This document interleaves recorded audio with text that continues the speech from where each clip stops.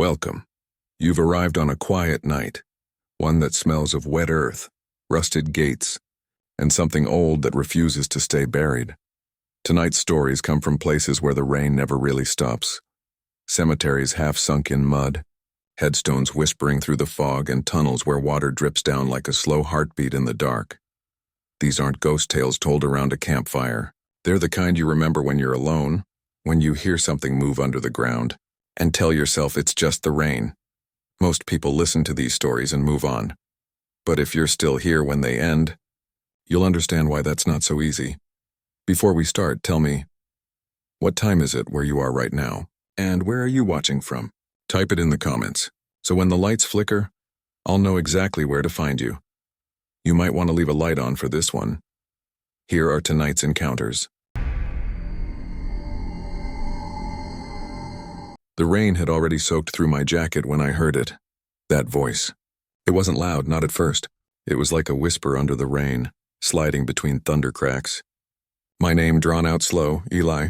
I froze halfway through shoveling. I wasn't supposed to be here this late. The storm had rolled in faster than the forecast said it would, and the others left an hour ago. I stayed because I needed the overtime and because I didn't really want to go home.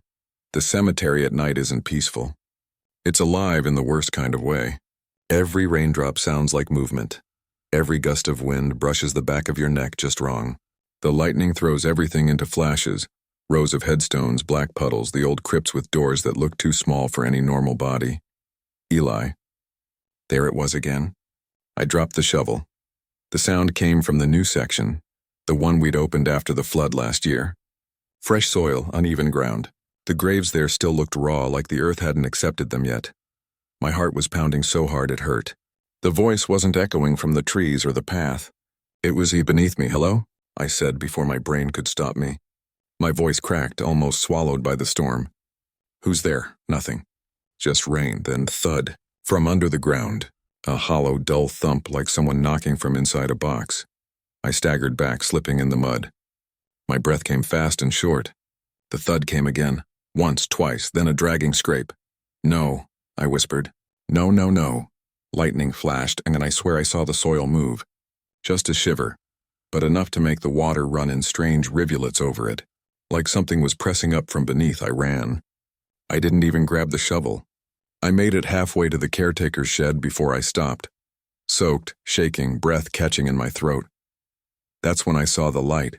It was coming from the old mausoleum, the one no one used anymore. The lock had rusted through and the roof leaked so bad we just left it alone. A flickering orange glow danced inside through the iron grate of the door. I thought maybe someone else had come back. Maybe a candle, a flashlight. Maybe one of the other workers forgot something. I wanted to believe that so badly I moved closer. My boots squelched in the mud. The light flickered again, softer this time. I could smell something faintly sweet, like burned wax and flowers. When I reached the door, I realized the light wasn't a candle. It was coming from below, through the cracks in the stone floor, and then I heard it again. Eli!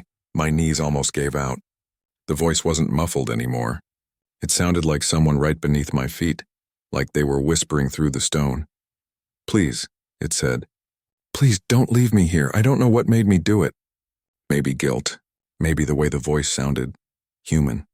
Real. I grabbed the crowbar we kept by the shed and went back. The rain hadn't stopped and my flashlight flickered with every drop that hit it. The voice kept calling softer each time. Eli, help me. The grave I'd been digging earlier was just a few feet from where I first heard it. It belonged to a woman named Mara Thorne. Died last week. I remembered her because the funeral had been empty. Just one priest and the undertaker. No family, no flowers. The stone wasn't even set yet. Just a temporary marker. I pressed the crowbar into the mud and started digging. My arms ached almost immediately. The earth was heavy with rain. I kept thinking about how stupid this was, how insane it sounded. But the voice kept whispering, weaker every time. When my shovel hit wood, I froze. Eli, it was right under me now. I brushed away the mud until I saw the outline of the coffin lid. It wasn't sealed yet, just nailed shut. The water must have seeped in. I could smell the rot of wet wood, that sweet, sour scent that makes your stomach twist. I leaned down, pressing my ear against it. I could hear breathing. Shallow, desperate, hold on, I shouted, grabbing the crowbar. I'm getting you out! I jammed it under the lid and pushed. The wood splintered.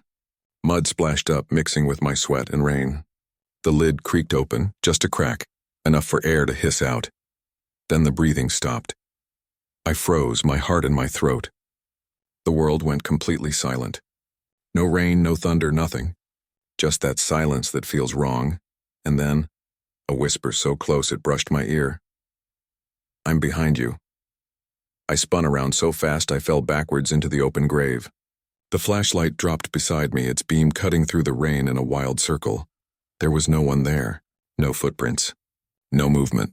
But when I looked down at the coffin, it wasn't empty anymore. Someone, something, was lying there. The face was pale and waterlogged, eyes half open, mouth twitching like it wanted to form words. Mud clung to her hair and her dress looked new, funeral black, soaked and torn.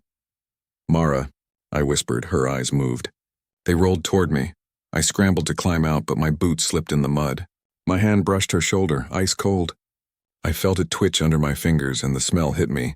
Wet soil, decay, and something human underneath it. Her lips moved again, forming a shape that wasn't my name. Stay. I kicked away, clawing at the dirt, trying to climb out. My flashlight flickered out completely, plunging everything into darkness. That's when the whisper came again. Not from her this time, but from everywhere. Under the ground, between the graves, all around me, dozens of voices. Stay. Stay. Stay. Hands. Cold. Slick. Impossible. Brushed against my boots, my legs. Grabbing, pulling. I screamed. I don't even remember how I got out. Just that my palms were bleeding by the time I reached the top. I ran through the rain without looking back, straight to the caretaker's office. I didn't sleep that night. I couldn't. I sat in the office with all the lights on, shaking. My hands still smelled like mud and rot. Around 3 a.m., the storm finally eased, and I heard footsteps outside, slow, steady, sloshing through puddles. I peeked out the window. There was no one there. Just the rows of graves, the fog curling low over the ground. But in the distance by Mara's grave, I saw the soil again, disturbed. Like something had crawled out. The police came the next morning. I told them what happened, but it sounded crazy even to me. They found the grave open, the coffin shattered. The body was gone, they figured it was grave robbers. Said I probably imagined the voice because of exhaustion and stress. They didn't see the footprints. The ones that led from the grave to the caretaker's shed.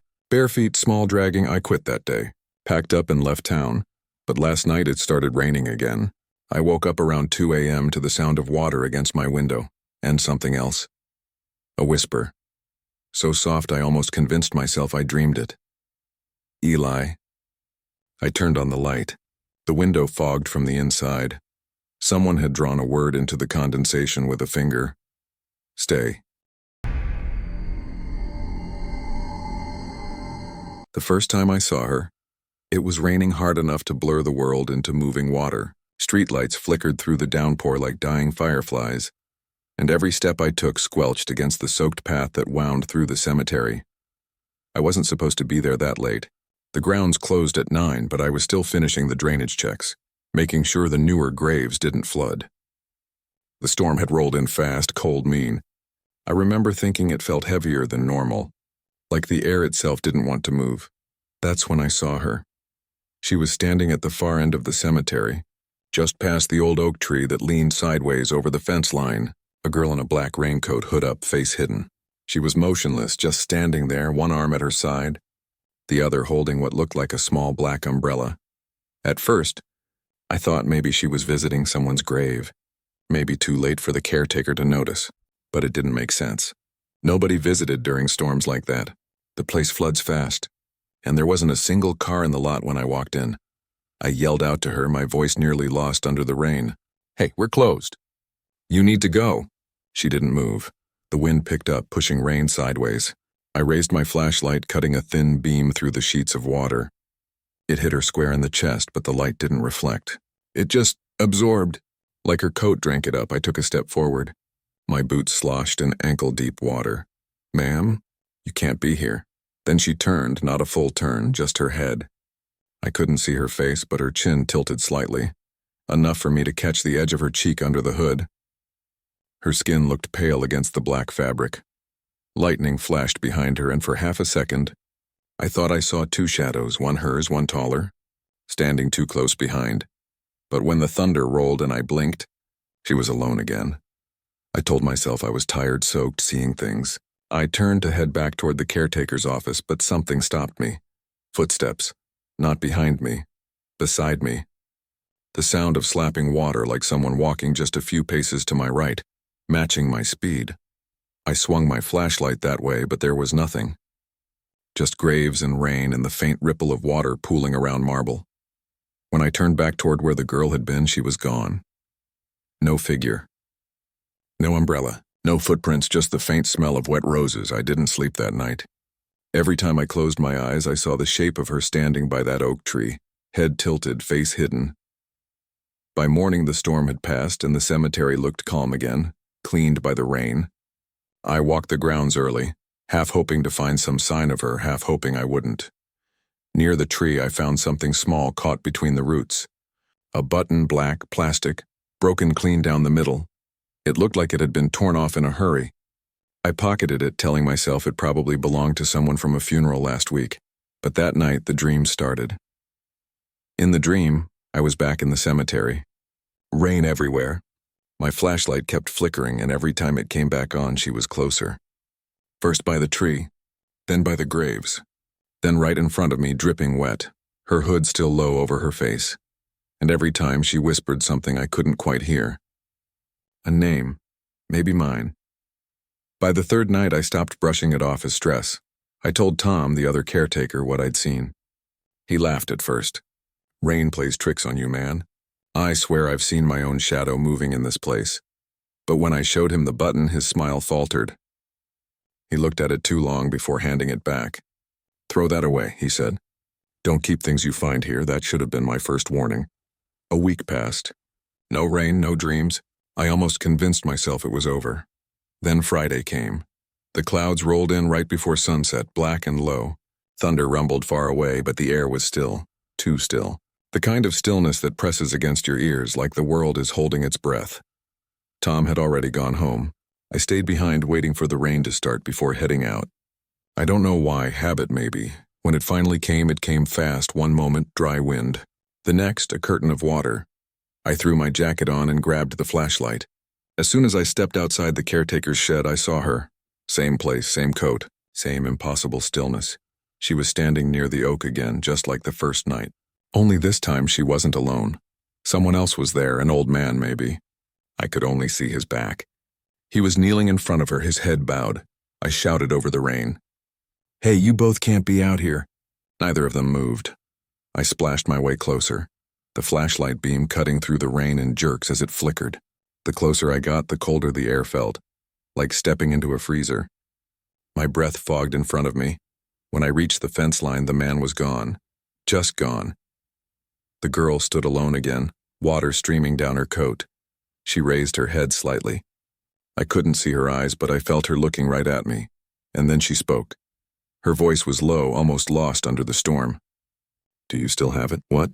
I shouted back, blinking against the rain. She lifted her hand. Something small glimmered between her fingers. Another button. Hold this time. Do you still have it? She repeated. My mouth went dry. I reached into my pocket without thinking. The broken one was still there, cold and slick against my fingers. How do you? Lightning flashed. She was gone. I ran. I don't know why, just instinct. I didn't stop until I was inside the shed, slamming the door shut and locking it. For a long time, all I could hear was rain hammering the roof. Then faintly, something else, a dripping sound, not from outside, from behind me. I turned slowly, my hand trembling over the flashlight switch. There was a puddle forming by the back wall, small, spreading. The light beam caught something shiny inside it, like the reflection of glass. I stepped closer. The puddle rippled, and then a single drop fell from above, landing in the center of it. I looked up. A black raincoat hung from the ceiling beam, just hanging there, dripping. I didn't own one. Tom didn't either. It swayed gently like someone had just taken it off. That night I drove home shaking. I couldn't eat. Couldn't stop seeing it, her coat hanging there, still dripping. I took the button from my pocket and threw it out the window somewhere along Route 11. I didn't care where it landed. But when I got home and stepped into my apartment, the air smelled faintly of wet roses again, and there on my kitchen counter was the same broken button, dry, perfectly clean. The next day I didn't go to work. Tom called, left a message. "You okay, man? Grounds are flooded again. I could use help." I never called back. I stayed inside, curtains drawn, TV on for noise. Around 4 p.m. I noticed my shoes by the door, still wet from the night before. I could have sworn I left them on the mat, but they were in the middle of the living room now, and next to them, muddy footprints. Small ones, barefoot. They led from the door to the hallway, then stopped. My stomach dropped. I grabbed the nearest thing I could use as a weapon, a kitchen knife, and crept toward the hall. Every step I took made the floorboards creak. The air smelled damp again, like rain had soaked into the walls. At the end of the hall, my bedroom door was open. I hadn't left it that way. The knife slipped slightly in my sweaty hand. I took one breath, then stepped inside. Empty. Nothing moved. Then I saw it. My closet door. Just barely open, a sliver of darkness between the panels. I forced myself closer. My heart hammered so hard it hurt. When I reached out to touch the handle, I noticed something strange on the wood. Raindrops. Tiny trails running down the door. Like water had just dripped off something wet inside. I yanked the door open. Empty. Just my clothes, my boots, a few boxes. But the smell, wet earth and roses again, stronger this time. I backed away fast. I slammed the door, locked it, sat on the edge of my bed shaking. Then I heard it. A sound I will never forget. From behind the closet door, soft, deliberate, a single knock, then a whisper. "Do you still have it?" I didn't move. I just sat there on the bed, knife in hand, staring at the closet door like if I blinked, it would open on its own. The voice, her voice, wasn't loud. It was careful, calm, like she was standing right there on the other side waiting for me to answer. I couldn't breathe. The air in the room felt too thick, humid, like the rain had followed me home. Another knock. This time softer. "Eli," she whispered. My stomach turned. I hadn't told her my name. "Leave me alone," I said, my voice cracking. "Just go away." Silence. For a moment, I thought maybe it was over. Maybe it was all in my head. Then the light in my room flickered once, twice, and went out. The darkness pressed close, absolute. Something moved inside the closet. I could hear the faint rustle of fabric. A wet sound. A slow step forward. I bolted. I didn't think. I just ran. Out the bedroom, down the hall, through the kitchen. I grabbed my car keys from the counter and nearly slipped on the wet floor. There were more footprints now. Smaller, looping, like someone had been walking in circles while I was frozen upstairs. I didn't look back. I threw the door open and ran straight into the storm. The rain hit me so hard it stung. The world outside was chaos. Thunder rolling, trees bending, the streetlights barely glowing through the downpour. I fumbled with my keys, jumped into the truck and slammed the door. The engine coughed twice before it caught, headlights slicing through the rain like weak flashlights. When I looked up, she was standing at the end of my driveway. Black raincoat, hood up, motionless again. Water poured down her, but she didn't shiver, didn't move. Her umbrella was gone, her head tilted slightly to the side, slow, mechanical. Even through the windshield, I could see her pale jawline glint when lightning flashed. I pressed the gas and sped away. I didn't stop driving until I hit the highway. My hands were shaking so badly I could barely hold the wheel. Every few seconds I checked the rearview mirror, half expecting to see her following, her coat dragging behind her on the wet road. But the highway was empty. For the first time in days, I felt like I could breathe. I ended up at a diner off Route 11, one of those 24-hour places with buzzing lights and bad coffee. I sat in a booth near the window, dripping all over the seat, trying to convince myself I wasn't losing my mind. The waitress, a woman in her 50s with kind eyes, brought me a towel and a cup of coffee. "Rough night, hun?" she said. "Yeah," I muttered. You could say that. I didn't tell her the truth. How could I? That I was being followed by someone, or something, that didn't leave footprints that made sense, that whispered from inside my closet. Instead, I asked the only question that made sense in my head. "You ever heard of a girl wearing a black raincoat around the cemetery?" Her smile faltered. "Cemetery?" Yeah, I said. The one off Hillcrest. I work there. She went quiet for a second, then set the coffee down carefully. There used to be a girl like that, she said. Years ago. She died there. Lightning strike, I think. They said she was visiting her brother's grave when it happened. My stomach sank. What was her name? Mara, the waitress said. Mara Thorne. I felt the blood drain from my face. I'd seen that name before, on the temporary marker of the grave I dug the week before all this started. The same night I first saw her, but that was... The waitress frowned, looking up at the ceiling as if doing the math. Maybe 15, 16 years ago. Why, I couldn't answer. I just stared out the window at the rain coming down in silver sheets. That smell, wet roses, seeped in through the crack in the door again. When I looked back at my coffee, something small floated in the cup, a black button. I left without paying. Drove for hours. No destination, no plan. I just needed to get as far away as I could. But around 3 a.m., the road blurred in the rain and I realized I was lost. Somehow I'd looped back toward town. And when the fog lifted for a second, I saw the sign. Hillcrest Cemetery. 1 mile. No, I whispered, gripping the wheel tighter. No, no, no, the engine sputtered. My headlights dimmed. The truck jerked, then died completely. The rain fell harder. I tried the ignition again. Nothing. Just that hollow click-click sound. Then I heard it, the faint tap of fingers against glass. I turned slowly toward the passenger window. She was standing there, soaked. Hood down this time. Her face. God, I wish I hadn't seen it. Her skin was pale, but not normal pale. It looked almost translucent, like the color had been washed out. Her eyes were open but unfocused, and rainwater streamed from her hair in slow rivulets. Her mouth moved, but I couldn't hear anything. Then she pressed her hand against the glass. Something inside me broke. I couldn't move, couldn't scream. I just watched as she traced a shape on the fogged window with her finger. A circle, then another. Then a line through them both. A button. When she pulled her hand away, I saw what was underneath. On the outside of the window, stuck against the glass, was the same broken button. My breath came in shallow bursts. I started the engine again, slamming the key until it caught. The lights flickered once, then roared back to life. She was gone. The button was gone.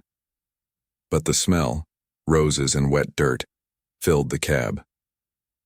By the time I made it home, the storm had eased. Dawn was just a gray smudge behind the clouds. I sat in my truck for a long time before going inside. Everything looked normal. My shoes were dry. The floor clean. No footprints. I almost convinced myself it was over, until I walked into the bedroom. The closet door was open again. Inside, hanging neatly among my shirts, was her black raincoat, still damp. Still dripping, and on the floor beneath it, 2 black buttons. I should have burned it. I should have left right then. But some part of me, some sick, curious part, wanted to understand. So I reached for the coat. The fabric was cold, heavier than it should have been. When I lifted it, water ran down my arm. It felt almost alive, pulsing slightly with each drip. I turned it over and something fell from the pocket. A photo. It was old and warped from water damage, but I could still make out the figures, 2 people standing by a grave in the rain. Me and her. Her hood was up, but my face was clear as day. The back of the photo had writing on it, scrawled in faded ink, "Do you still have it?" That's when the lights went out again. A second later, the closet door slammed shut. I dropped the photo and ran for the hall, but something cold caught my wrist. Not like a hand, like fabric tightening around me. The sleeve of the raincoat had wrapped itself around my arm. I yanked hard, stumbling backward, ripping it free. I threw it across the room, heart hammering. It hit the floor with a wet slap and lay still. But when I looked down at my wrist, a small black mark had appeared. Perfectly round, like a burn, like the outline of a button. I don't remember leaving. I just remember driving again, miles and miles, until the road blurred into nothing. I ended up at a cheap motel 2 towns over, where I've been for 3 days now. I haven't gone outside. Haven't called anyone. Every time it rains, I hear her. Not in the closet this time. Not in the house, inside the walls. Inside me. When I close my eyes, I see her standing there, holding that umbrella. Her voice a soft whisper against the thunder. "Do you still have it?" Last night I checked the mirror. The mark on my wrist had spread. There are 4 now, 2 on each arm. When I pressed them, they felt hard beneath the skin. Like plastic. Like buttons sewn too deep. I think she's trying to make me wear the coat. I can hear the rain starting again outside the motel. The walls are trembling with it. The air smells like roses. There's a knock at the door. Slow. Gentle. 3 times. I don't have to look. I already know who it is. Her voice is closer now. Not a whisper anymore, Eli, she says. You dropped this. I glance at the floor. A shadow seeps through the crack beneath the door. The outline of a hand slides into the light, and next to it something small and black rolls across the carpet, stopping by my boot. A button. Perfect. Whole. I think she wants me to sew it on. I think she wants me to finish what she started. The rain hasn't stopped for hours. It won't stop. And I can hear her humming outside my door the same melody over and over. It sounds like rain hitting glass. She's patient. She'll wait until I open it, and I will. Because every time I blink, I see her closer, just beyond the wood, her breath fogging through the cracks. She whispers one last thing. Now it's your turn to stay.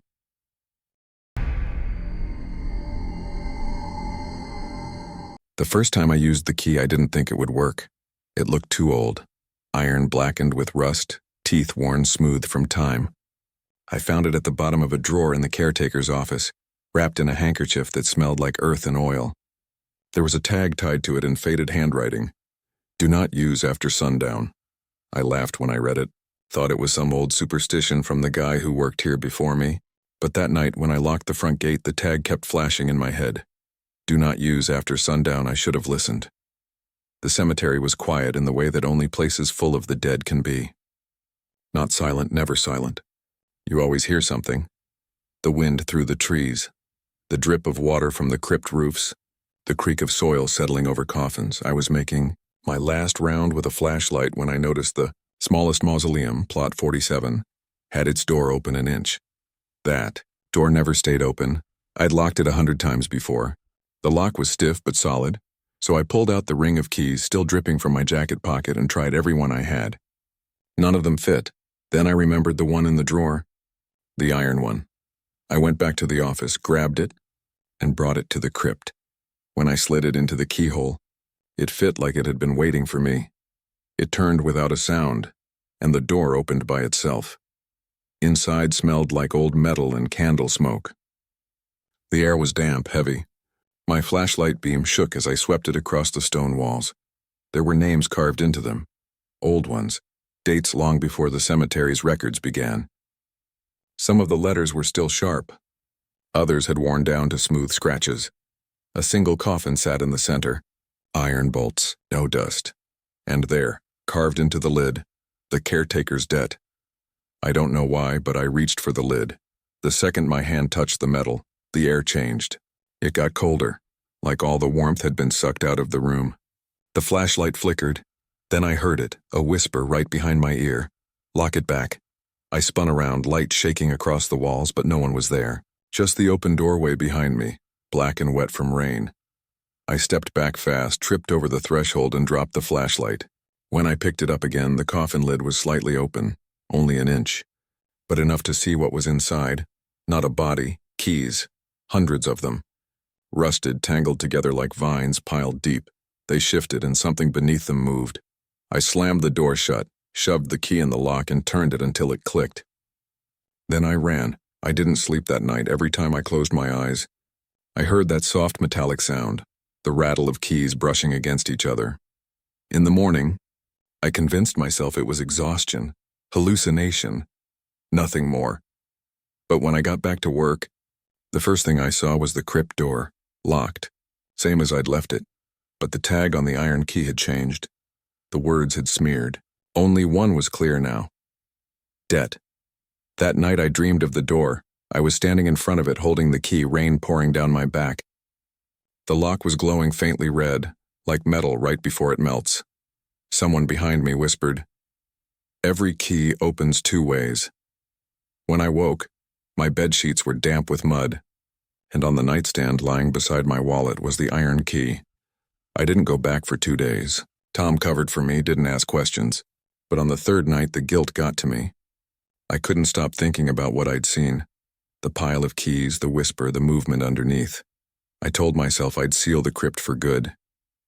Weld it if I had to. When I got there, the air was strange. Still but heavy. Like before a storm. The lock turned on its own when I reached for it. Inside, the coffin was gone. The floor was covered in mud and old leaves. And in the center lay a single key, smaller, cleaner, newer. It looked just like mine, except for one difference. On its tag, in neat black letters, it said, "Caretaker." I picked it up, heart pounding, and noticed a sound I hadn't heard before. Breathing. Slow, steady, coming from the corner of the room. I turned my flashlight that way. There was someone standing there, a man, soaked to the bone, clothes hanging in tatters. His face was gray and soft, his eyes empty holes. He didn't move, he just stared. Then he spoke, voice scraping like metal on stone. "You took my key." I stumbled backward. I'm sorry," I stammered. "I didn't know." He stepped forward, slow, deliberate. Water dripped from his fingers. "I was the caretaker," he said. "Now you are." He reached out and placed his cold hand on my shoulder. I tried to pull away, but my legs wouldn't move. The key in my hand burned hot, like iron fresh from a forge. When I looked down, my skin was blistering around it. The man's mouth twisted into something that might have been a smile. "You opened it," he whispered. "Now it opens for you." I woke up in the caretaker's shed hours later. The door was locked from the inside. My arm throbbed where he'd touched me. When I unwrapped the bandage later, the burn was shaped like a keyhole. I tried to quit that night.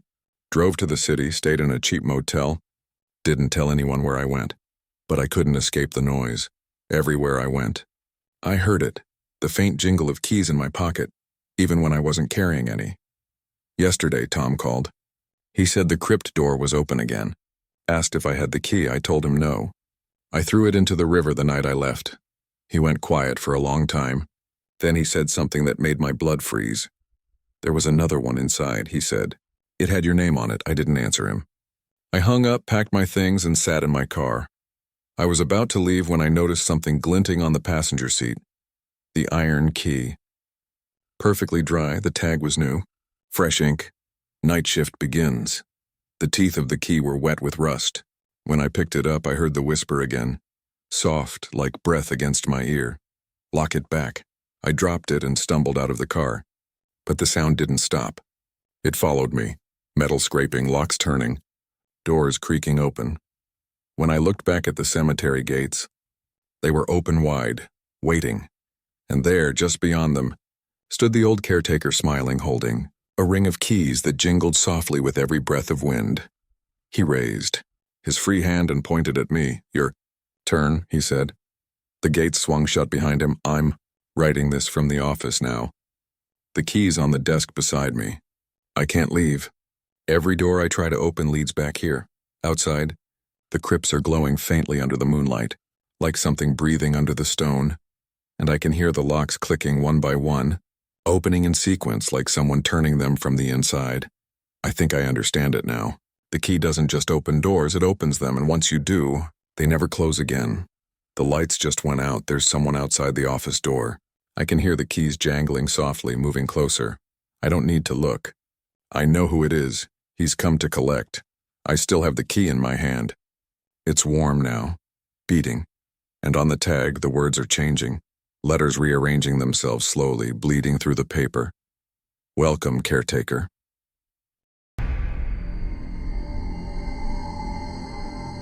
The radio wasn't supposed to be there. I found it half buried behind the headstone on plot 47. An old transistor model with a cracked antenna and mud packed into the speaker grill. It looked like it hadn't played a sound in decades. But when I picked it up, it was still warm.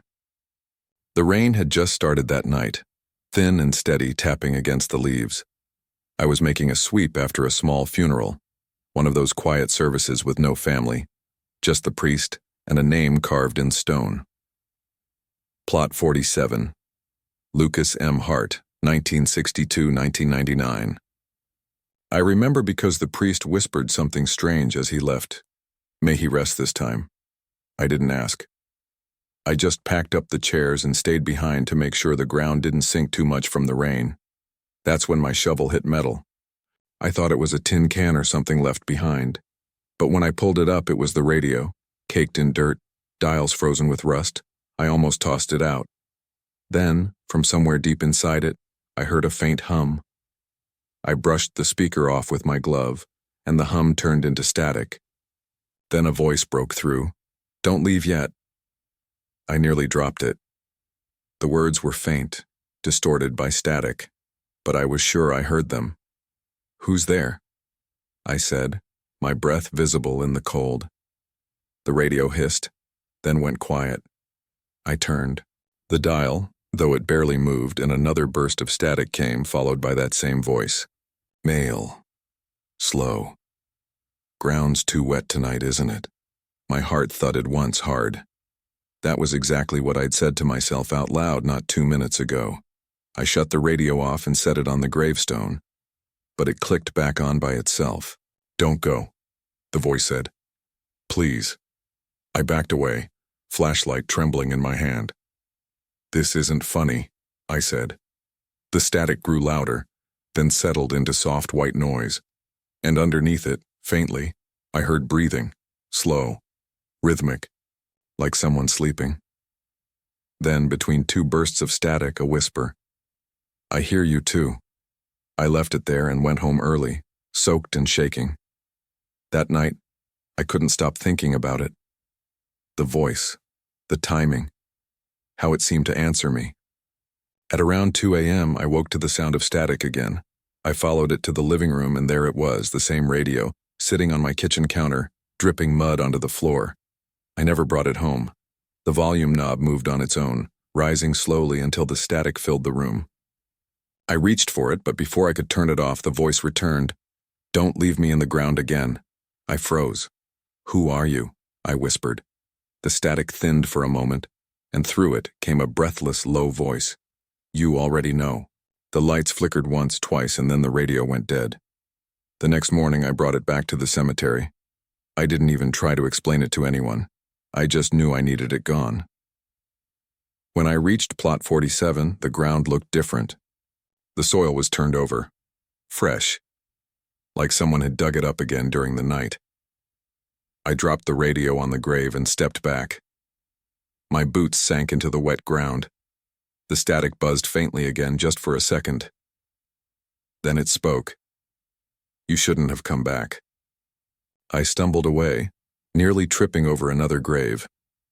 When I turned around, the radio wasn't on the headstone anymore. It was half buried again, speaker facing down. I didn't touch it this time. I just left.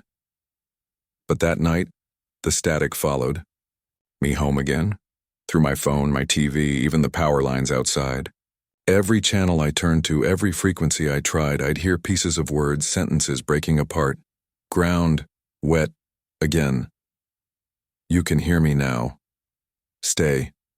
I unplugged everything, pulled the batteries from the smoke alarm. The static didn't stop.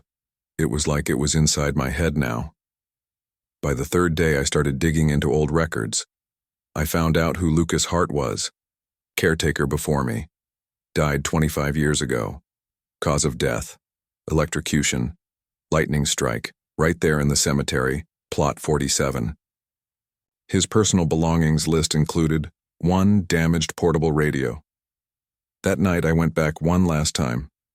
I had to see it, to know if it was real. The rain had started again, cold and steady. The cemetery was a blur of gray through the fog. When I reached the plot, the radio was waiting, clean, dry, like it had just been placed there. I turned it on. No static this time, just silence. Then, quietly, the same calm voice. "I waited for you." I swallowed hard. "Lucas?" The voice chuckled softly. "Took you long enough." I looked around, half expecting to see someone standing nearby, but there was no one. "What do you want?" I asked. "To finish," he said. "It's your turn." The ground beneath me shifted slightly. A hollow sound. I looked down and realized I was standing on wood. The dirt was thinner here, softer. The radio started humming again, low and deep, vibrating in my hands. The voice rose with it. "Every caretaker must listen," it said. "That's the rule." I dropped the radio and ran. But even as I stumbled away, the voice followed, now coming from all directions. The trees, the puddles, the rain itself. "Stay on the line, please." I made it back to the office and locked the door. My reflection in the window looked gray, wrong, flickering slightly with every flash of lightning, and behind the thunder I could still hear that low hum. It wasn't coming from outside anymore. It was coming from the old intercom radio on my desk, the one we used to call the front gate. The light on it was red. It hadn't worked in years. I reached for the receiver, my hand shaking. "Hello?" Static answered first, then breathing, then my own voice. "Ground's too wet tonight, isn't it?"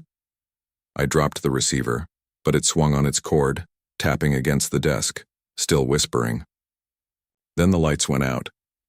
When I woke, it was morning. The radio was silent again.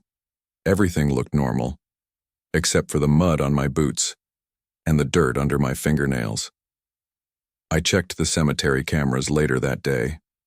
There was footage of me walking through the rain at 3:17 a.m., shovel in hand, heading toward plot 47.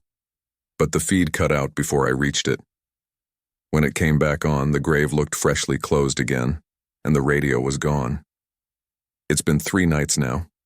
Every time it rains, I hear static, faint but constant.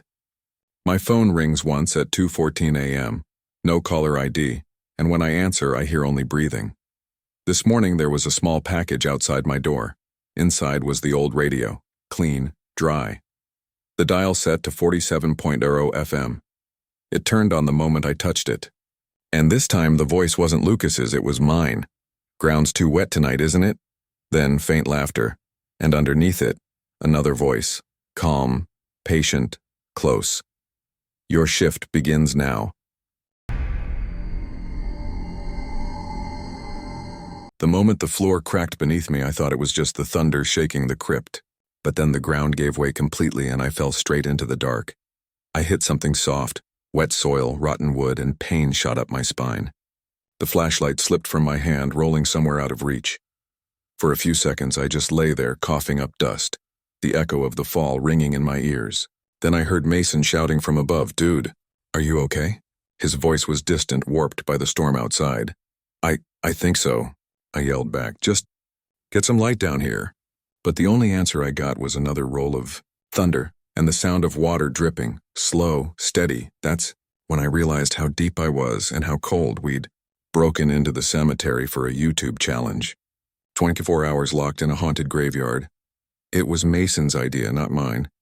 He ran the channel Urban Fears and I was his cameraman/dumbass friend. We'd done dumb things before, abandoned hospitals, tunnels, ghost towns, but this one felt different. The air that night was too heavy, the kind that sticks to your lungs. And now here I was, buried beneath a crypt. Literally. I found the flashlight by brushing my hand through the dirt. The beam flickered weakly, cutting through a haze of dust. The space around me was tight. Stone walls, rotted wood beams, a smell that burned my throat. It wasn't a coffin exactly. More like a hollow room beneath the crypt, a place that wasn't meant to be opened.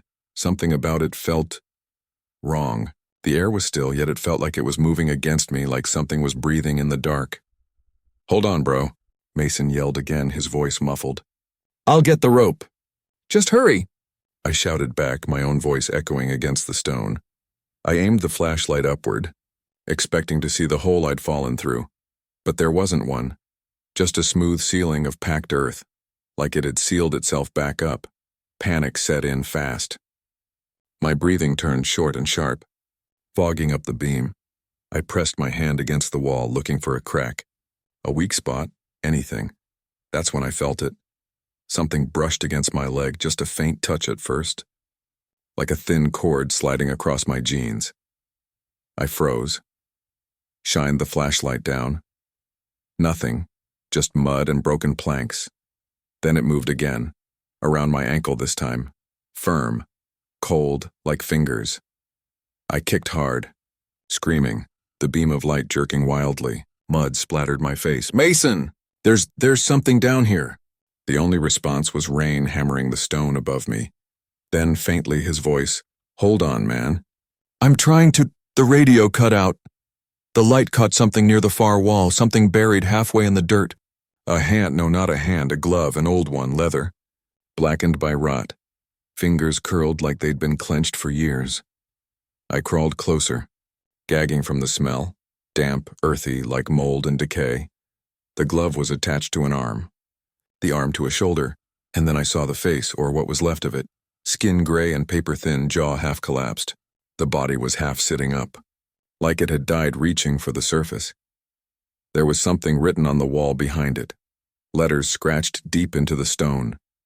"Don't dig." My flashlight started dimming again, the beam pulsing in and out. I fumbled for the battery pack on my belt when I heard it again. Movement. Behind me this time. Wet. Slow. The sound of something dragging through the mud. I turned, heart pounding so hard I could barely breathe. The dirt behind me was shifting, rising, like something was pushing up from underneath. The smell of rot filled the space. Then I heard it, right next to my ear. Quiet, almost a whisper, a voice. "Why did you open it?" I screamed and swung the flashlight wildly, catching glimpses of movement, shadows crawling just outside the beam. The ground rippled again, and I heard a muffled moan, low and wet, like air escaping from deep underground. "Mason, help!" I yelled. No answer. The flashlight sputtered out completely. I was in total darkness. Then, something cold wrapped around my leg again. Stronger this time, it pulled hard. I kicked and clawed at the dirt, panic exploding in my chest. "Let go!" I don't know how long I fought. I just remember feeling my nails tear and my boots slip off as I scrambled backward. Then the pressure was gone. Silence. Except for the sound of water dripping and breathing, but not mine. The beam flickered. Back to life for half a second, just long enough for me to see. Something standing at the far end of the chamber, tall, human-shaped. Its skin looked wet, sagging, like it had been soaked too long. And it was wearing my boot. I screamed again and threw the flashlight at it. The light died on impact, plunging everything into black. The next thing I remember was clawing at the walls, dirt under my nails, lungs burning. I must have passed out because when I opened my eyes there was light coming from above. Mason's voice, faint, panicked. "I see him. He's moving! Hold on, bro, just stay still." I didn't even have the strength to answer. I just lay there while he and someone else pulled me out with a rope. Rain hit my face like needles when I reached the surface. I was shaking so hard I could barely stand. Mason's eyes were wide. "What the hell happened down there?" I couldn't answer. My throat felt raw, like I'd been screaming for hours. He looked down at my feet and his face went pale. "Dude, where's your boot?" I didn't have the heart to tell him someone else was wearing it. We packed up and left that night. Mason didn't ask any more questions. The storm had knocked out most of our cameras anyway. But the next day, he sent me a text. "Bro, you're gonna want to see this." He attached a video. Grainy, low light. Recorded from one of the cameras we'd left on a tripod near the crypt entrance. It showed me falling through the floor. Mason yelling. Rain pouring. Then, a few seconds later, after I was gone, the hole started to fill back in. Not from collapse, from underneath. Like something was pushing the dirt upward, sealing me inside. I tried to delete the video, but Mason had already uploaded it. Crazy underground encounter, real. Graveyard footage. It hit 200K views. Overnight, the comments were full of people claiming they could hear voices in the background. Didn't believe them until I listened with headphones. At the moment I fell. A faint whisper cut through the static. It said my name and then, "Come back." That was 2 weeks ago. Last night. I woke to the sound of dripping water. There was mud on my bedroom floor and my missing boot was sitting by the door. I didn't touch the boot. I just stared at it from the bed, frozen, my sheets damp with sweat and mud. The storm outside rattled the windows again, same as that night. When the lightning flashed, I could see it clearly. Same scuffed toe, same broken lace. But it wasn't dirty. It looked new, too new, and underneath it, the floor was wet, not puddle wet, dripping wet, like it had just been pulled out of the ground. That smell, earth, Rot and something sour filled the room again. The same smell from the crypt. I grabbed my phone with shaking hands and called Mason. He didn't answer. I tried again. Voicemail. By the third ring, I could swear I heard static in the background before the beep. That soft, wet static, like breathing. When I finally got the nerve to move, I used a broom handle to flip the boot over. Something fell out, a small piece of bone. I don't know if it was human, but it was shaped like a finger joint. Tiny, pale, and scratched into it. Faint, shallow letters, still here. I dropped the broom and ran out of my apartment barefoot. I drove straight to Mason's house. It was past midnight when I got there, the rain coming down hard enough to blur the windshield. His lights were off. His car still in the driveway. I pounded on the door until my knuckles went raw. Nothing. Then I noticed something. His front door wasn't fully closed. It was open maybe half an inch. "Mason?" I whispered. The door creaked as I pushed it open. The smell hit first. Mud, mildew, and something metallic underneath it. Every light was off except for the faint glow from the TV in the living room. It was paused on a video frame. Our video me, frozen mid-fall into the crypt. I stepped closer, calling out softly, "Mason? Man, if this is a joke, it's not funny." The floorboards creaked under my feet. Then, from somewhere down the hallway, a sound. A single wet thump, like something heavy dropping onto tile. I followed it, my heart hammering in my chest. "Mason?" Silence, then a faint scratching sound. Coming from behind the bathroom door, I reached for the handle and froze. There was mud leaking from underneath it, thick, dark streaks seeping across the floor. I pushed the door open slowly. The smell hit me so hard I gagged. And there he was. Mason, sitting on the edge of the bathtub, still wearing his filming jacket, his head hanging forward. His skin was gray and wet like it had been soaked for days. There was mud in his hair, his ears, even under his nails. His camera was clutched in both hands, the lens cracked. "Mason?" I whispered, stepping closer. His head twitched. Once. Then he looked up. His eyes were black. Not from blood, not from shadow, but from something moving inside them. "Did you hear it?" he said. His voice sounded wrong, stretched thin like it was echoing through a tunnel. I stumbled backward. What did you do?" He smiled weakly. "It called me back too." Then the camera in his hands clicked on by itself. The screen glowed blue for a second. Then showed live footage, not the bathroom, not even the house. It showed the inside of the crypt, the hole I'd fallen into, and in the corner of the frame, something moving in the dark. I grabbed the camera and threw it into the sink, smashing the screen. But when I turned back around, Mason was gone.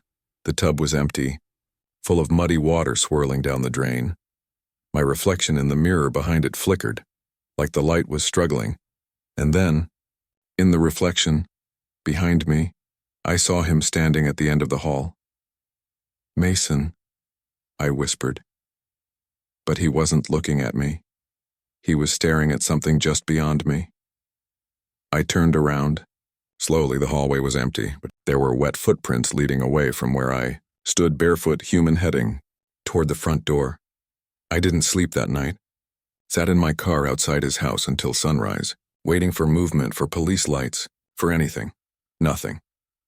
When I finally worked up the courage to go back inside, the place was spotless. No mud, no smell, no Mason. His camera, though, still in the sink, screen shattered, and on the broken display, faint letters burned into the corner, pretty even, Plot 47, by afternoon. The police had cordoned off the cemetery. Someone had reported seeing lights and hearing screams the night before. They told me the ground had collapsed again near the same crypt. When they pulled the soil back, they found a tunnel, narrow and deep, branching in all directions. At the end of one of them was Mason's camera, still recording. The footage was brief.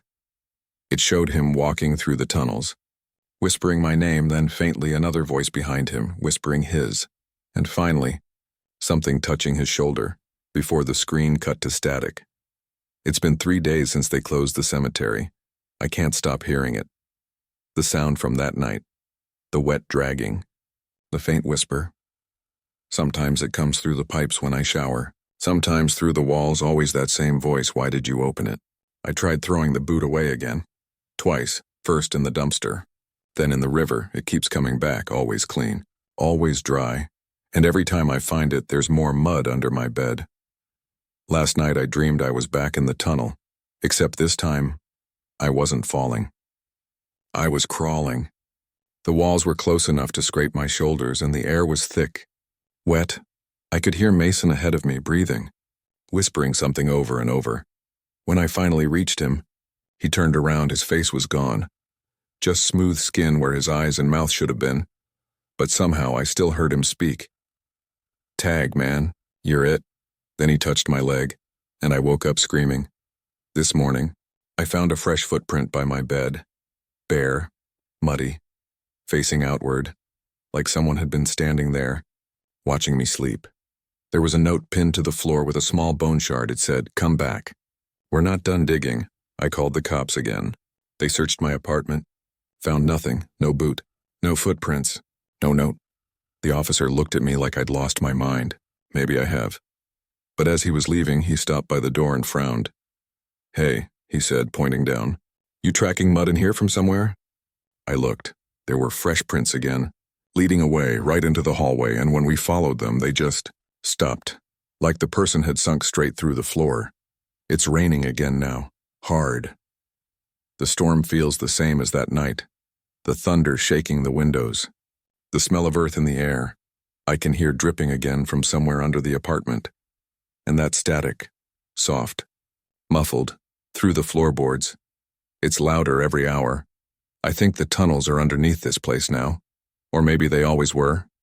I've packed my things, but I don't think I can leave. Every time I reach the door, the knob won't turn. There's mud on the walls now. Words forming, slow and shaky, like a hand dragging through wet soil. Don't dig. I can hear breathing under the floor again. Closer than before. It sounds like more than one person this time. Maybe Mason, maybe others. The floorboards are swelling from the moisture. One just cracked near the bed. And the smell, oh God. The smell. The wood just gave way. Something's moving underneath. It's reaching through. Muddy fingers. Pale trembling. It's touching my leg. Cold firm. Just like before. I can't move. I can't even scream. The hand is climbing higher now, pulling. The boards are splitting. Water pouring through. There's a voice rising through the cracks, wet, hoarse. Urgent. Come back. The ceiling above me is shaking, thunder again, or maybe the ground itself.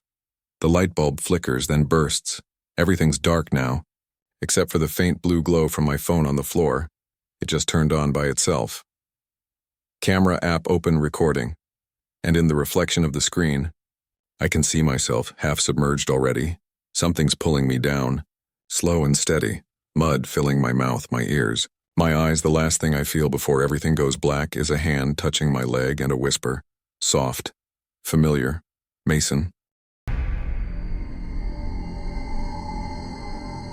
The first time I realized the headstones had moved, I thought I was losing my mind. I walked the same path through the cemetery every morning, from the front gate to the oak in the center, then left toward the caretaker's shed. It's been my routine for almost 6 years.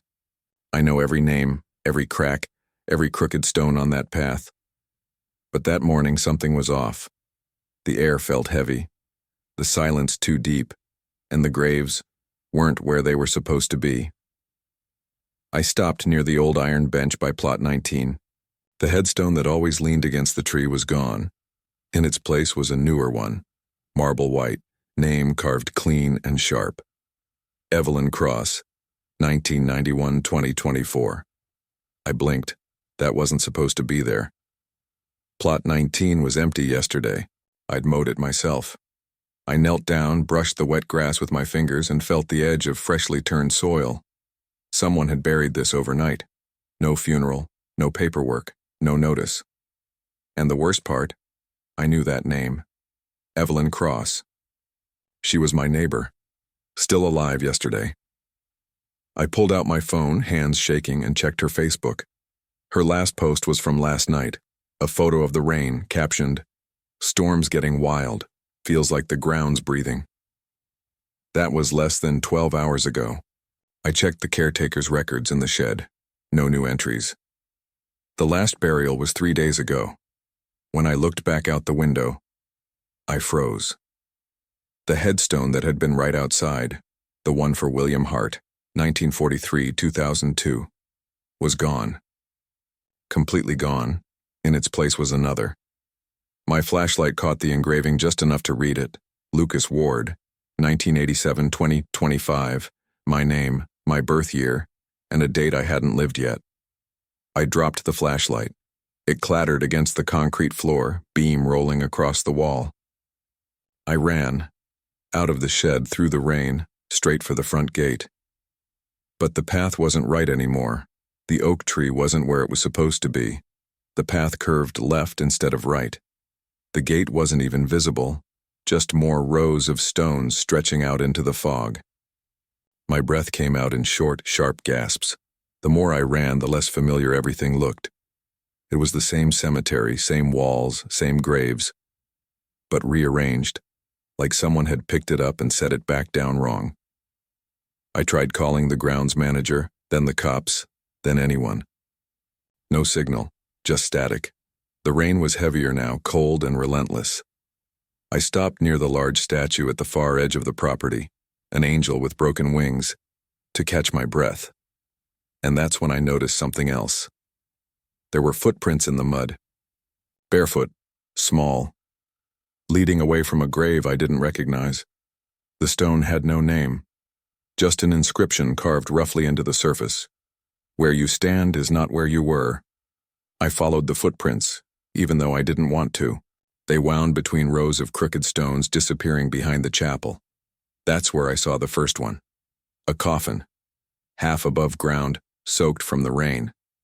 The lid was open, empty, and next to it, muddy handprints leading away. I stumbled backward, slipped in the mud, hit my shoulder hard against a headstone. When I looked up, the name carved into it stopped my heart. Lucas Ward, 1987-2025.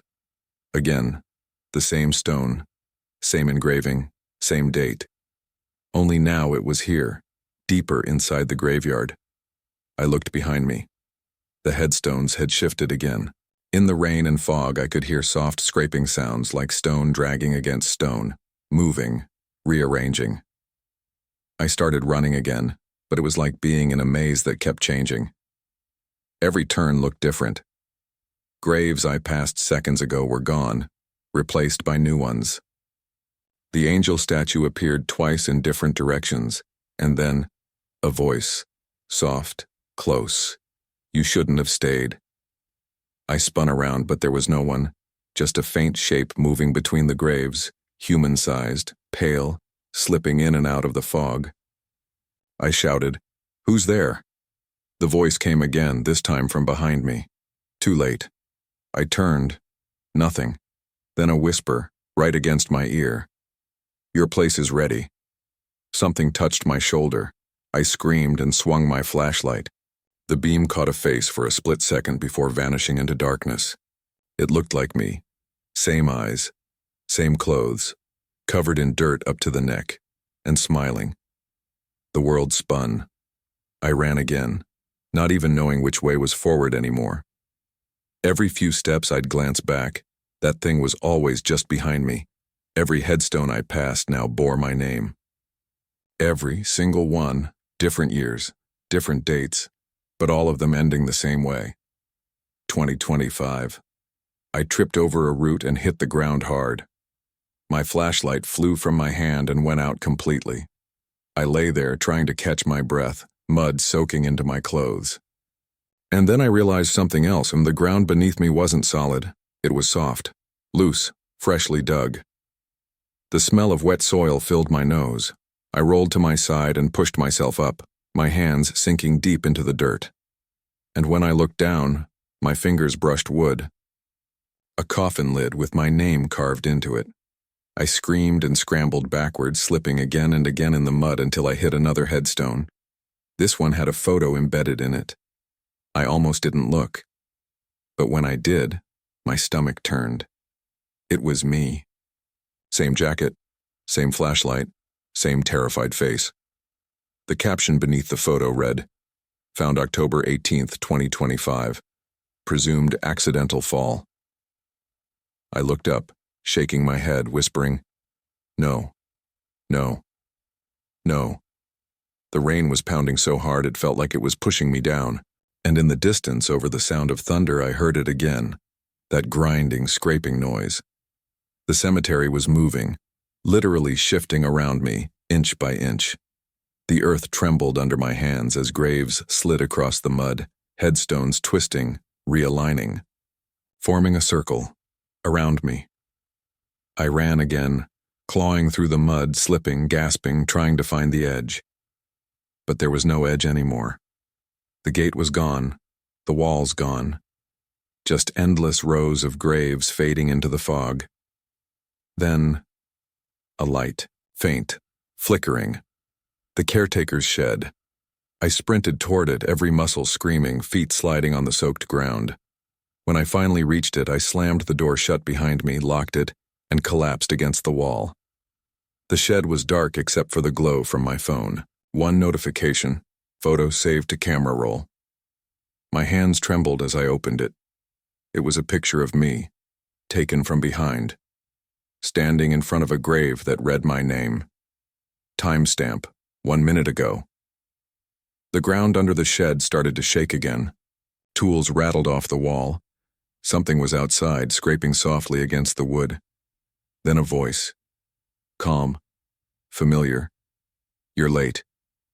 I pressed my ear to the door. Rain, wind, and faint whispers. Hundreds of them, moving in circles outside. I pulled back, heart pounding as the doorknob started to turn slowly. Click, click, click, then silence. I waited, holding my breath, for what felt like hours. When I finally opened the door, the rain had stopped. The cemetery looked normal, still, quiet. Every stone back in its place, except one, right in front of me, a new headstone, fresh dirt piled high around it. Lucas Ward, 1987-2025. I looked down, my footprints stopped at the base of it, and beside them, another pair, barefoot, smaller, leading away. The sun's up now, the grounds are still, birds are even singing again. But none of the paths lead out anymore. Every turn brings me back here, to this headstone, the one with my name. I can feel the ground shifting again beneath me, like it's breathing. And when I listen close enough, I can hear voices under the soil. Whispering, rearranging, making room.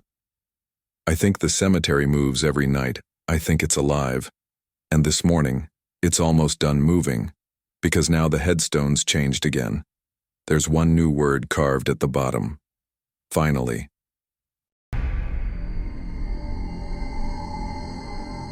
The first time I heard it sing, I thought it was just the wind. The cemetery always made weird noises at night, shifting roots, loose stones, the creak of the old wrought iron fence. But that night the sound was different. It wasn't random. It had a rhythm, a melody, a voice, soft, low, almost human. I'd been the night caretaker for about 3 months then. I'd taken the job because it paid better than security work, and honestly, I thought I could handle the loneliness. The dead can't hurt you, right? That's what I kept telling myself, right up until I realized the singing was coming from below ground. It started around 2 a.m., after the fog rolled in. I was doing rounds near the northern edge of the cemetery, the older section, where most of the stones had eroded into unrecognizable slabs. I stopped when I heard it, faint at first, almost drowned out by the wind. A woman's voice humming. It was coming from somewhere ahead of me, near a grave I'd always avoided. Plot 61. Locals called it the Hollow Grave. The name wasn't official, but everyone who'd worked here before me mentioned it. The one grave that always looked freshly turned, no matter how many times you flattened the dirt. I followed the sound until I was standing right over it. The singing stopped. I crouched down, shining my flashlight across the nameplate. It was so worn I could barely make out the letters. EM, 1883-1902, 19 years old. The soil looked wet, darker than the rest. When I touched it, it was warm. That was when I noticed the air smelled faintly of flowers and lilac, I think. Not rotting vegetation or rainwater, lilac. And then the singing started again, only this time, it wasn't humming, it was words. A woman's voice. Muffled, sweet, almost melodic. Don't let them bury me again. I stumbled backward, flashlight shaking in my hands. It couldn't be real. Sound doesn't travel through 6 feet of packed earth like that. But it was so clear, so close, don't let them bury me again. I dropped the flashlight. The beam flickered and landed on a small hole in the soil, no wider than my thumb, right above the nameplate. The sound was coming from inside it. I should have left. I know that, but curiosity got the better of me. I kneeled, heart hammering, and whispered, "Who's there?" The singing stopped. Then, a breath, warm, moist, against my cheek, and a whisper so close it made my stomach twist. Finally. "You heard me." I jumped back so fast I fell into another grave marker, knocking it sideways. The flashlight rolled across the grass, the beam catching something on the dirt and a shape. Faint but there, a handprint pressed from underneath. The fingers splayed wide, soil cracked outward, and before I could move, the voice came again, louder this time, almost desperate. "Please, let me out." I ran. Didn't even grab my flashlight, just sprinted across the wet grass, slipping and stumbling until I reached the caretaker's shed. I locked the door, sat down on the floor, and tried to convince myself I was just tired, sleep-deprived, hearing things. I told myself I'd check again in the morning, but I couldn't sleep, because even inside the shed, through the rain I could still hear it, that faint, distant voice singing again, low and sad and lonely. When the sun came up, the grave looked normal again. The soil was packed flat, the hole was gone, even the handprint had disappeared. I almost laughed, relief, disbelief, exhaustion all at once. Maybe I really had imagined it, until I saw what was sitting on the porch of the shed, a single white flower, lilac, and beneath it, my flashlight, caked in dirt. That night, I told myself I wouldn't go near Plot 61 again, but around 2:30 a.m., I started hearing it again, faint at first, then clearer. Sharper, the same voice, same melody, "Don't let them bury me again." Only this time it wasn't coming from the north section. It was closer, right outside the shed. The singing moved slowly, circling the building. I killed the light and held my breath. Listening, the voice drifted past one wall. Then another, soft. Dragging footsteps followed it, like someone barefoot in the mud. I peeked through a crack in the boards. Nothing, just fog and grass swaying in the wind. Then something pressed against the wood, right next to my face, a hand, small, pale. I could see the outline of its fingers through the gap. The voice whispered again, softer now. "Please." "Just listen," the boards creaked. I backed away, heart slamming against my ribs. There was a long silence. Then the voice shifted, no longer pleading, humming again. A different tune this time. And through the humming, I heard something else, faint scraping sounds, like nails dragging slowly across the shed's outer wall, moving lower, down to the foundation. And then, beneath it, the floor started to vibrate, not shaking, and our breathing swelling slightly, then sinking, like something underneath was pushing upward. The smell of lilac filled the air again, thick and sweet enough to choke on. I pressed my hand to the floor, it was warm, and then I heard it, a single, muffled knock from under the boards, followed by another and another, keeping time with the melody still echoing faintly outside. When I finally snapped out of it, I grabbed my keys and ran for my truck. The rain was falling hard, thunder rolling through the hills. But as I started the engine, the radio came on by itself, the same song, the same voice, crystal clear, like it was being sung directly into the microphone. "Don't let them bury me again." I slammed the power off, but the song kept playing, through the speakers, through my phone, even faintly through the rain. That voice followed me all the way home. I didn't sleep. I kept hearing it in the pipes, the walls, the static between songs on the TV, everywhere.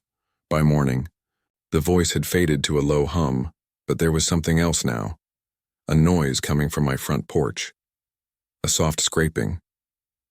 When I opened the door, there was a small mound of dirt there, and a single flower.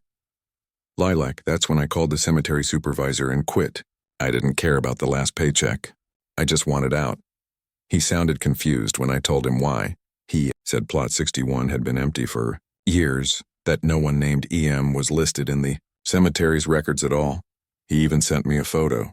From that morning, a wide shot of the north section. The grave marker was gone, just grass, no mound. No hole, nothing. That night, though, I woke up to humming again, this time inside the house. It was coming from my closet. I froze under the sheets, every nerve in my body screaming. The melody was slower now, sadder. When I finally got the courage to stand and open the closet door, nothing, just darkness. But the smell of lilac was overwhelming. I turned on the light and saw dirt on the floor. A small pile of soil, still damp and half buried in it, a rusted nameplate, EM 1883-1902. I dropped it and stumbled backward, tripping over the corner of the rug. When I hit the floor, I realized something awful.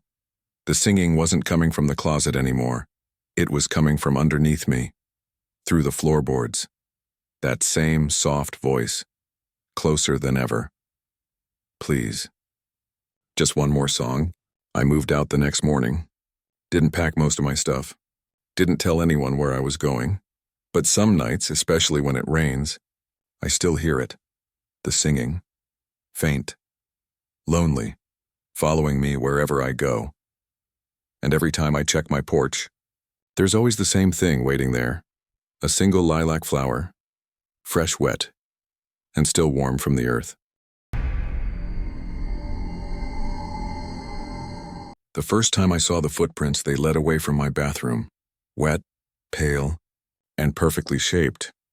The second time, they led toward my bed. And the third time, they stopped right beside it. It started 3 weeks ago, after the flood. My apartment building sits at the edge of town, near the old cemetery that always overflows when it rains too much. That night, the storm was the worst I'd seen in years. Thunder shaking the walls.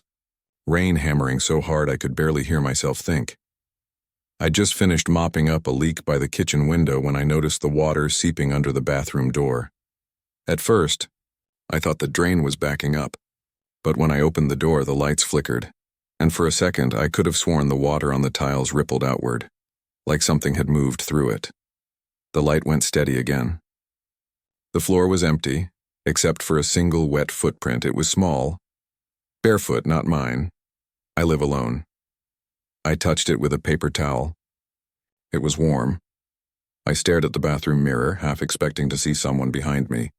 But there was nothing. Just my own reflection, pale and tired. I told myself it was condensation from my shoes, even though I hadn't left the apartment all day. But that night, when I got up to get water, there were 2 new footprints, leading from the bathroom across the hallway, stopping at my bedroom door. I didn't sleep much. Every creak in the walls, every drip from the ceiling made my skin crawl. By morning, the prints had dried and faded.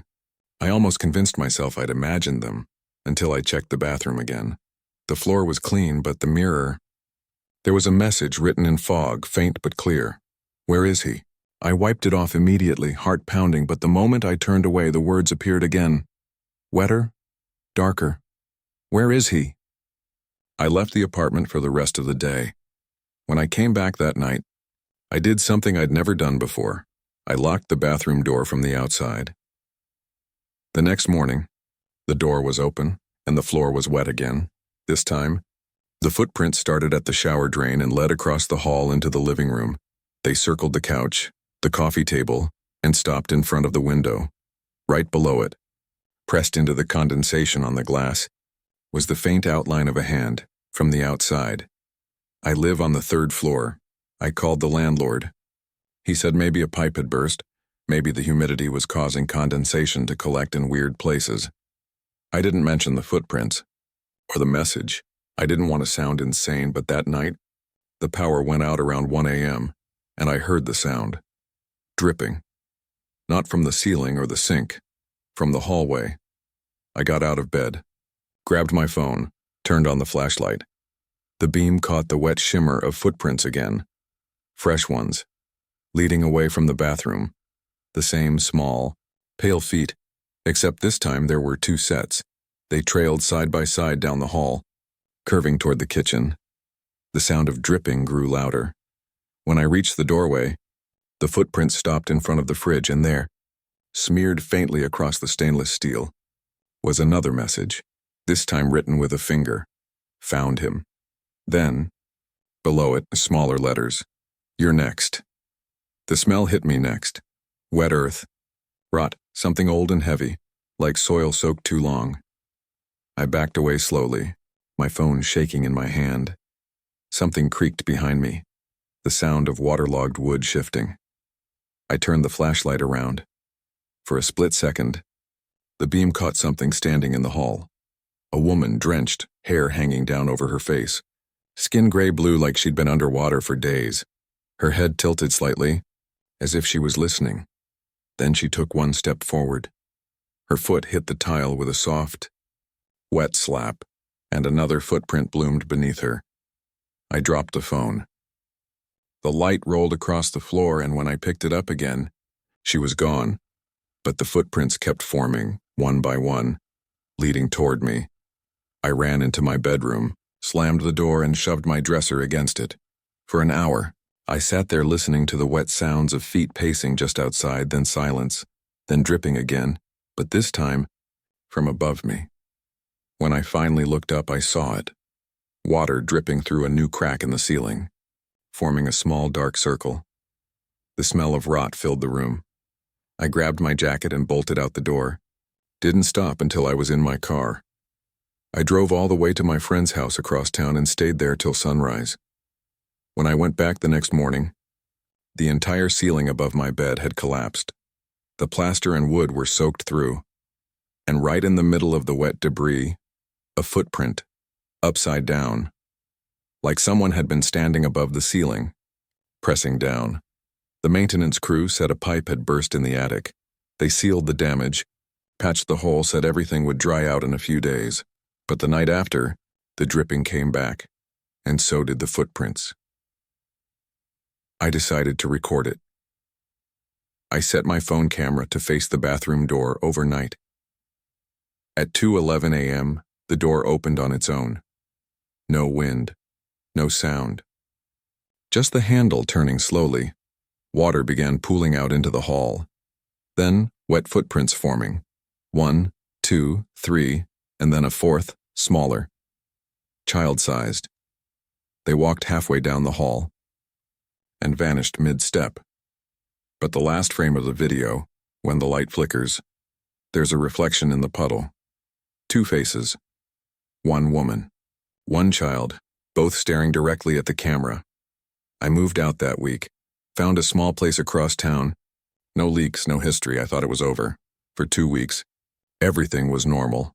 Then the rain came again and the smell returned, earth, damp and sweet and rotten. That night, when I got out of the shower, there were wet footprints on the mat, small, not mine. The next day, I called my old landlord and asked about the history of the building. He got quiet for a moment, then sighed. Said years ago, long before he bought it, there was a family living in my old unit. A mother and her little boy. They drowned in the flood that hit the town 15 years ago. The river overflowed and filled the lower levels of the building before anyone could get them out. He said it was mostly cleaned up, whatever that means. I hung up before he finished. That night, the footprints appeared again, this time not just on the floor and on the walls upward, like someone crawling out of the floorboards. Dripping wet, they led to my bed and stopped beside it. I didn't move. Didn't even breathe. But when the lights flickered, I saw it. Water soaking through the sheets, a shape pressing down next to me, like someone lying there. Breathing. Slow. Heavy. Wet. I ran to the living room and slept on the couch. In the morning, there were muddy footprints on the carpet leading from my bedroom to the front door, and outside on the porch, the smallest set of prints I'd ever seen.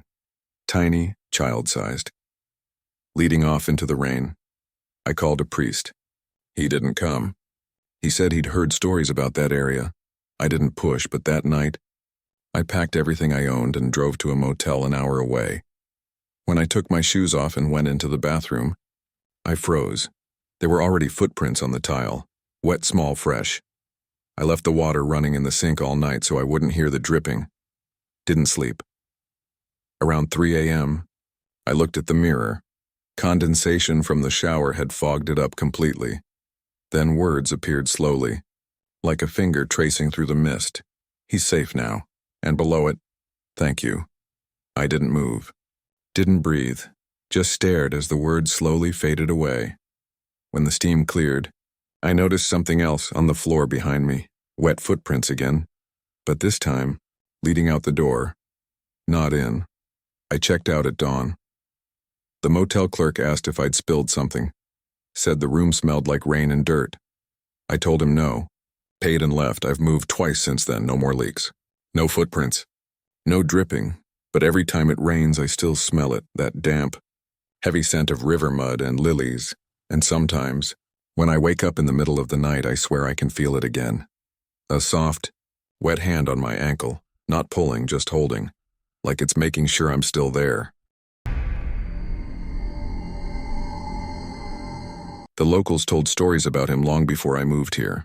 They said if you saw a lantern swaying in the fog after midnight, far from any road, you should turn around and run.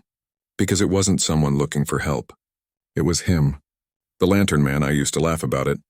I'd just started working as a night guard for the county maintenance department, and my job included checking the old service tunnel that ran beneath the cemetery road. The townspeople said the tunnel was cursed. I said it was a paycheck. The first night I walked down there alone, I saw the marks on the concrete walls. Burned circles, black and oily, spaced about 20 feet apart. It looked like someone had touched the walls with fire and never cleaned it off. The smell down there was strange too. Not rot, not mold, but something sweet and chemical, like burned wax. The tunnel was narrow, about 100 yards long. At the other end was an old iron gate that led out to the edge of the cemetery. That's where the locals said he appeared. A figure carrying a lantern that never went out. It didn't matter how hard it rained, they said. The flame stayed alive. The first 2 weeks were fine. Nothing weird. Just echoes, rats, the distant sound of cars above. Then around the third week, the light started appearing. At first I thought it was someone messing with me. A faint orange glow at the far end of the tunnel, swaying back and forth. It would show up for a few seconds, then disappear. No footsteps, no voice. Just that glow, pulsing softly like it was breathing. I told my supervisor. He laughed and said, "Welcome to Hollow Bend. You've seen him now." When I pressed him, he told me the story. In the 1920s, a caretaker named Abel Marin used to live near the cemetery. He worked nights, tending the graves and keeping vandals away. One foggy evening, he took his lantern and went into the tunnel to check the drainage system.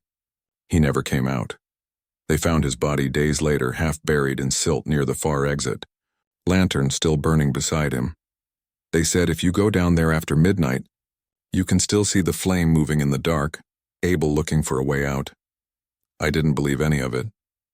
Until I followed the light.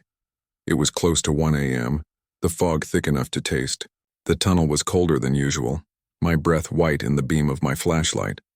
When I saw the glow again, faint, trembling at the far end, I decided to walk toward it. "Hello?" I called out. "This is private property," no answer. The light didn't move. I kept walking, my boots echoing off the wet concrete. The smell of burned wax grew stronger with each step. When I was about halfway through, my flashlight flickered. Once. Twice. Then went dark.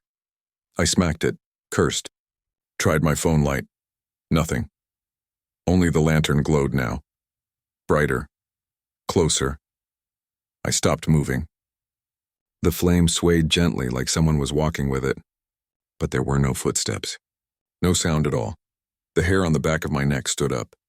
Then from the dark beyond the flame, a voice, low, hoarse like air escaping a broken pipe. "Stay on the path." I froze. "Who's there?" Silence, then again softer, closer. Stay on the path. I took one step back, my boot splashing in water. The light swayed once more, then vanished completely. I ran the rest of the way out. When I turned back, the tunnel was empty. But the smell of burned wax clung to me the entire walk home. The next night, I swore I wouldn't go back down there. But the city radio crackled with a report of kids trespassing near the gate. So I went. The fog was thick again, rolling low over the cemetery road. When I reached the entrance to the tunnel, the air felt wrong. Too still, too heavy. Halfway through, I saw it again. The lantern. Only this time, it wasn't at the far end. It was right in front of me. Floating. I stopped so fast my flashlight beam shook. The flame was inside a glass lantern, old and dented, the handle rusted to almost nothing. And holding it, just barely visible, was a hand. Pale. Wet. It lifted the lantern higher, illuminating the shape behind it. A face gray, hollow, eyes completely black. He smiled, then whispered, "Not your shift." I stumbled backward, tripping over the uneven floor. The lantern's glow spread out, filling the tunnel with orange light, showing walls smeared with handprints, hundreds of them. Burned into the concrete, I ran, heart pounding, gasping for air that felt too thick to breathe. When I reached the exit and burst into the night, I didn't stop running until I reached the truck. When I turned back, the tunnel was pitch black again. I called in sick for 2 days. But curiosity, or maybe guilt, dragged me back. I needed to see it one more time. This time, I brought my camera. I started recording the moment I entered the tunnel. For the first few minutes, nothing happened. Just dripping water and distant echoes. Then the temperature dropped. My breath came out in long white clouds. The smell of wax again, and the light, closer than before. I kept filming. My hands shook so bad the footage came out blurry. The flame floated 10 feet ahead, bobbing slowly. Then the voice and faint right behind me this time. "Stay." On the path, I turned. Nothing there. When I looked back, the light was gone, but the camera was still recording. And on playback, right after the frame where the lantern disappears, there's another figure, standing directly behind me. No face. Just black eyes, and a mouth wide open as if screaming silently. I quit the job the next morning. 2 weeks later, a new night guard replaced me. His name was Andrew. 3 nights in, he stopped answering his radio. When they found him, he was sitting against the tunnel wall near the far exit. His flashlight was off. His camera was still recording. The footage showed him walking, calling out for someone. Then halfway through, a faint orange glow appeared ahead. He said, "Hello? Who's there?" Then a voice answered, "Not your shift." The camera shook as he started backing up, but the light didn't fade. It followed him. Then something unseen hit the camera. The lens cracked. The picture blurred, but the audio kept recording, the sound of dragging, heavy, wet dragging. Then, faintly, "Stay on the path." And the footage ended. They ruled it an accident, said Andrew must have slipped and hit his head. But the weirdest part, his clothes smelled like smoke and wax. And there were burn marks on the tunnel walls again. Fresh ones. I left town after that. Didn't want to be anywhere near Hollow Bend. But sometimes, late at night, I still smell it. That faint sweetness of melted wax. Once, while driving through fog outside the city, I caught a glimpse of a light through the trees. Soft orange. Swaying gently. It followed me for a while, keeping pace with the car until the fog lifted. When it finally disappeared, the road ahead glowed faintly for just a moment. Wet footprints, leading nowhere. I thought I'd escaped it, until last week. A small package arrived at my new apartment. No return address. Inside was an old brass lantern, cold, rusted, and underneath it, a folded piece of paper. On it, written in ash, "Your shift starts at midnight." It started with a list. A single sheet of paper slipped under my apartment door sometime after midnight. At first, I thought it was junk. A flyer, maybe a warning from the landlord. But when I picked it up, my name was on it. Near the bottom, typed in perfect, even letters, the list, confirmations pending, and below that, 12 names. All strangers, except the very last one, Mine. I laughed at first. Some prank. Probably one of my neighbors. But the longer I stared at it, the colder I felt. Each name had something scribbled next to it in red pen. A single word, confirmed. Except mine. Next to my name it said pending. I tried asking around the next morning. None of my neighbors had gotten anything. By afternoon I had mostly forgotten about it. Until I turned on the news. A woman named Heather Crane had been found dead 2 blocks away. Her name was the first one on the list. That night, I sat on the edge of my bed staring at the paper. The words looked darker than before, like the ink had soaked deeper into the page. I Googled the next 2 names. One had been in a car accident last week. The other near missing since Tuesday. All confirmed, except me. I called the police, told them someone was threatening me. They took the paper but didn't seem interested. The officer looked at it and said, "Could be a scam, could be a prank. If anyone contacts you, let us know." He kept the original, but before he left, I took a photo of it. The next morning, there was another sheet under my door, same font, same red ink, but now 2 more names were crossed off and mine. It was still there, still marked pending. Except this time, the red ink next to it had been smeared into a single fingerprint, a print that matched mine. I barely slept that night. Every sound in the hall made my pulse jump. At 3:12 a.m., my phone vibrated. Unknown number. The text said, "Confirmation in progress." Then another one 10 seconds later. "Stay still." I froze. The apartment was quiet except for the faint hum of my refrigerator. Then I heard it. The sound of paper sliding against the floorboards. Something had come through the door again. When I finally got the courage to check, there was another list. This time, only one name, mine, and next to it the word confirming, written in fresh red ink that hadn't dried yet. I stared at it for maybe 30 seconds before my phone buzzed again. "Look behind you." I didn't. I couldn't. But I heard it. A slow, steady creak from the corner of the room, like someone shifting their weight on the wooden floor. Then the sound of breathing. Not mine. Low. Wet. Like someone had been crying. I ran for the door, but when I grabbed the handle, it burned. The metal was scalding hot. I kicked it open anyway and bolted into the hall. No one there, but taped to the wall opposite my door was a piece of paper, a single line written across it. "You left too early. I didn't go back inside." I drove straight to my friend Caleb's place across town and told him everything. He tried to calm me down, said maybe someone was trying to scare me. He offered to stay with me, but I told him I'd be fine. He made me promise to call if anything else happened. When I got back to my apartment, the door was slightly open. Inside, the lights were off, even though I'd left them on, and there was another piece of paper on my kitchen counter folded neatly. Inside, confirmation complete, except my name wasn't crossed off. Caleb's was. I called him immediately. He didn't answer. When I drove back to his place, the street was full of flashing lights. Police cars. An ambulance. A paramedic stopped me before I could get close.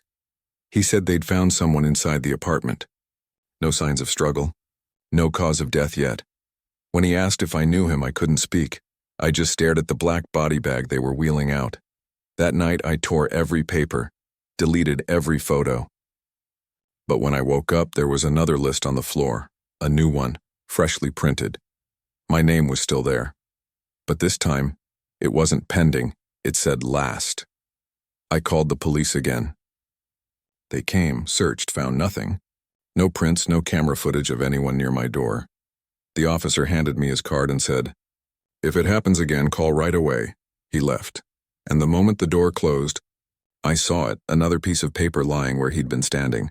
Just one line. Written in red, "Call right away." In his handwriting. I stopped sleeping after that. The texts started. Again 2 nights later, confirmation. Delayed. Awaiting presence.